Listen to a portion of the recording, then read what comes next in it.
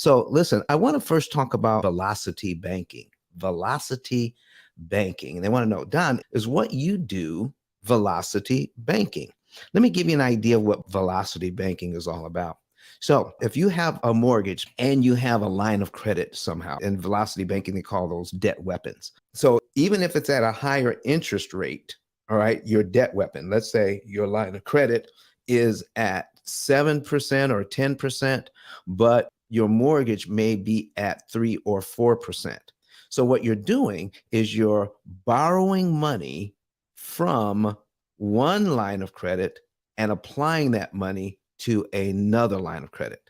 So why does that matter? I mean, why would anybody take 7% money? You know, this money is cost 7%. Why would you take that and put it on a 4% loan or a 3% loan?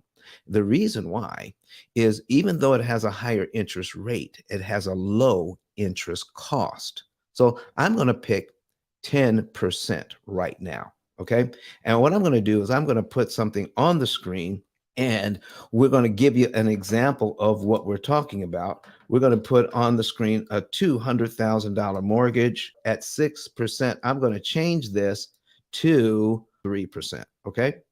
Now we're going to click on this. Now at 3%, your payment is $843.21, folks. That's what we've got. $843.21.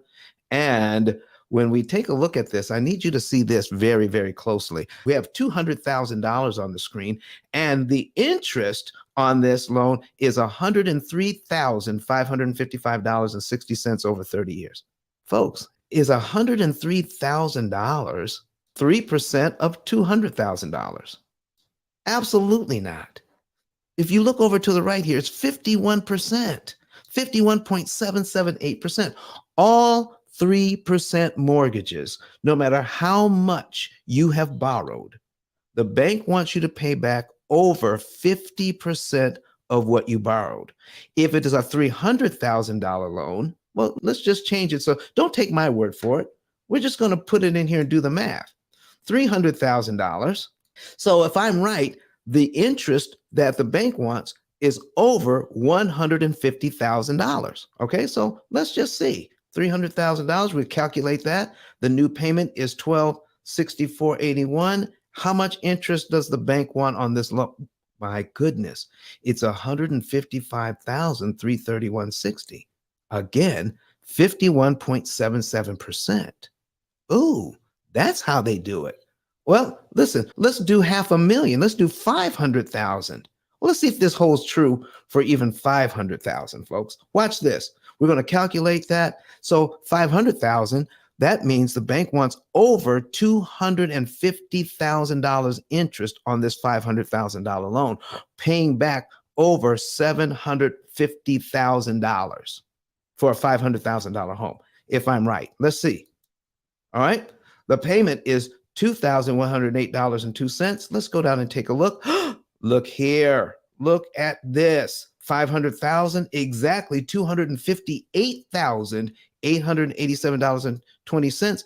Again, 51.777% of the principal borrowed.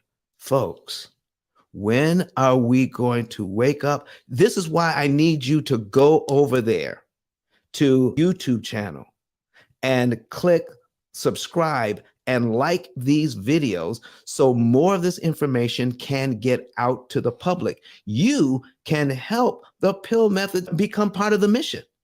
So let's go back. We're going to go back now. Since we've proven our point, let's go back to the 200,000 at 3%. Boom, boom, boom. And we are going to borrow 10% money using the velocity banking idea. Okay. So it's 10%. Okay. And let's say I can borrow $5,000. Okay. I'm borrowing $5,000 at 10% interest. And I'm going to apply $5,000 to this loan as a prepayment. Now, here's the idea of velocity banking. Because that money that you're borrowing at 10%, what's 10% of 5,000? Okay. It's going to be $500. So for the year, it's going to cost you about $500. So what you want to know is that the amount that you pay to borrow it, you're going to save a lot more in interest for applying it to this loan. Okay. So you're advancing the loan using borrowed money from your line of credit at 10%, but it's going to cost you $500 a year. So $5,000 on this loan, folks, takes you down to about line 15. It saves you about $7,000 in interest. Okay. So here's what I'm asking. Is it worth it to pay somebody $500 to borrow their money, apply it to your mortgage, and save $7,000 with it? Well, the answer is yes. It's an arbitrage play. So you're taking lower cost money and then you are eliminating higher cost money, not higher interest, higher cost. The 3% is actually doesn't mean low cost. It is actually high cost. So we are doing that. Now, what is the difference between what we're doing and velocity banking? With velocity banking, the basics are taught. You're taking low cost money and eliminating high cost money. But guess what? They don't pay attention to the exact numbers in which you are saving, the exact numbers that it's costing, and the exact movements of the money so that you can kill the maximum amount of interest per dollar applied. So let's not get into that mindset where we're just putting any amount on and we're satisfied with any savings. We are conditioned to believe that anything that you do to eliminate your debt is as good as any other thing you can do. No, don't go there. Here's where you want to go. I want to save the maximum amount of interest that I can. And when we do that, folks, we get out of debt faster and cheaper.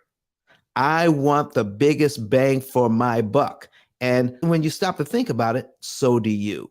We just never knew before that you could actually make sure that you're saving the most amount of money possible. But Don has some valuable information that can contribute to the quality of a person's life. And it only costs you a few dollars. It's his book. Why not get that? I'm going to go through the P.I.L.L method myself with some of my investment properties. So I'm going to link up with Don, and then I'm going to sit down with him, show him my investment portfolio, and see how I can eliminate interest.